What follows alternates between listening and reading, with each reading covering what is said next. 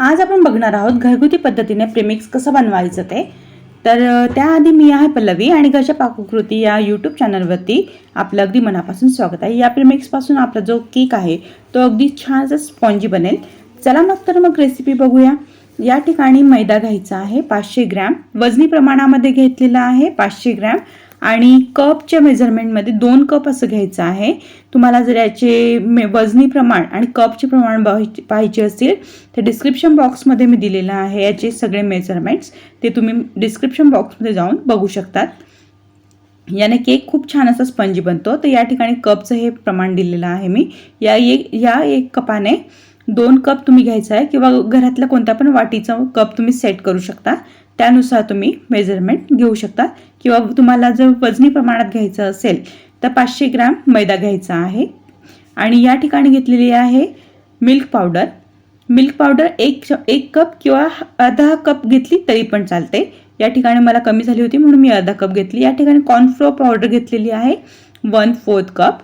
या ठिकाणी कपचे सगळे मेजरमेंट जे आहे हे कप तुमच्याकडे असायला पाहिजे, त्यानुसार तुम्ही मेजरमेंट घेऊ शकतात। आणि हे कप बाजारात खूप स्वस्त मिळतात, ज्या ठिकाणी तुम्ही केकचं सामान घेता त्या ठिकाणी मिळतात। ही आहे GMS पावडर 1/4 कप। GMS पावडरने पण केक खूप छान असा फुलतो। ही 1/4 कप आपण टाकून द्यायची आहे। आणि या ठिकाणी GMS पावडरने पण केक खूप छान असा राईज होतो। या ठिकाणी घेतलेली आहे पावडर शुगर 1 कप घ्यायची आहे आणि थोडीशी वरती घ्यायची आहे। या ठिकाणी तुम्ही बघू शकता मी मेजरमेंट स्क्रीनवरती ज्या पद्धतीने दाखवते आहे त्या पद्धतीनेच घ्यायची आहे। आता या ठिकाणी घ्यायची आहे बेकिंग पावडर घ्यायची आहे 2 चमचे। हे चमच्याचं मेजरमेंट आहे, या चमच्याने 2 चमचे बेकिंग पावडर घेतलेली आहे। आणि तुम्ही नवीन असा चॅनलवरती चॅनलला सबस्क्राईब केलं नसेल चॅनलला सबस्क्राईब नक्की करा। या ठिकाणी घेतलेला आहे बेकिंग सोडा आणि बेकिंग पावडर तुम्ही नवीनच आणलेलं पाहिजे, जास्त एक्सपायर झालेलं घ्यायचं नाहीये। या ठिकाणी टाकायचे व्हॅनिला पावडर 2 चमचे। सगळ्या वस्तू एक्सपायर झालेल्या नको आहे, एक्सपायर झालेल्या टाकल्या तर त्यामुळे आपला केक जो आहे तो राईज होणार नाही। या ठिकाणी घ्यायचं सॉल्ट थोडंसं चिमूटभर। कोणता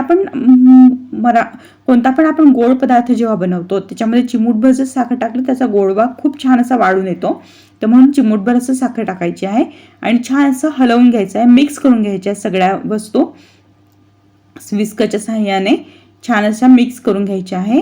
आणि याला 2दा छान असं गाळून घ्यायचं आहे किंवा मिक्सरमधून फिरवून घ्यायचं आहे।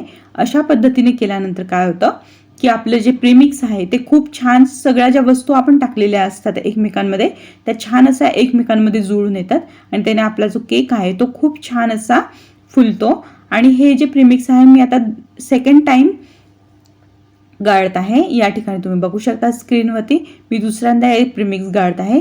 अशा पद्धतीने केल्याने काय होतं की आपला केक खूप छान असा राईज होतो आणि सगळ्या वस्तू ज्या आपण टाकलेल्या आहेत त्या एकमेकांमध्ये छानशा मिसळून येतात।